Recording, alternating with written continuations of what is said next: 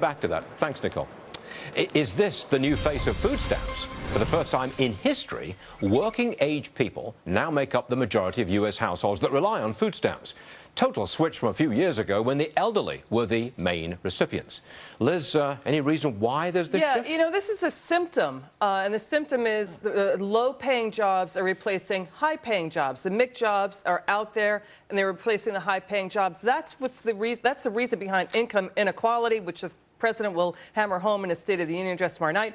Stagnant wages, income inequality, that's the real reason why the use of food stamp is now stretching into the middle class, and workers are using them to subsidize their income. My problem with this is, if working families are the major recipients of food stamps, that implies a cause to be made for raising wages by legislation, the minimum wage or whatever. And my problem with it is I think 2.6% of Americans actually make minimum wage.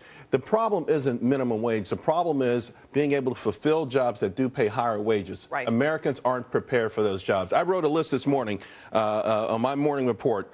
Software developers, market researchers, training and development specialists, financial analysts, physical therapists, web developers, logistics, database administrators, event meeting and convention planners, interpreters and translators. There are so many jobs in this country going begging. I haven't even mentioned welders yet and their traditional STEM jobs. So the argument isn't about getting that 2.7% of people making minimum wage up. That's folly. By the way, that takes us so far off course because at some point machines will make those sandwiches and it's not going to work. You know what's in here, too, has to be talked about as health reform. We've got the employer mandate delayed until next year. You can bet that there will be more people joining those, more companies joining those companies that are putting part-time workers onto the health exchanges when the employer mandate takes effect in 2015 now. So health reform and benefits are suppressing medium income growth, which is stagnating, and it's lower than it is in real terms versus 10 years ago. That's fascinating. An extraordinary list of jobs available and going begging because people aren't trained for them. They're not trained for them. Very interesting. Yeah. All right.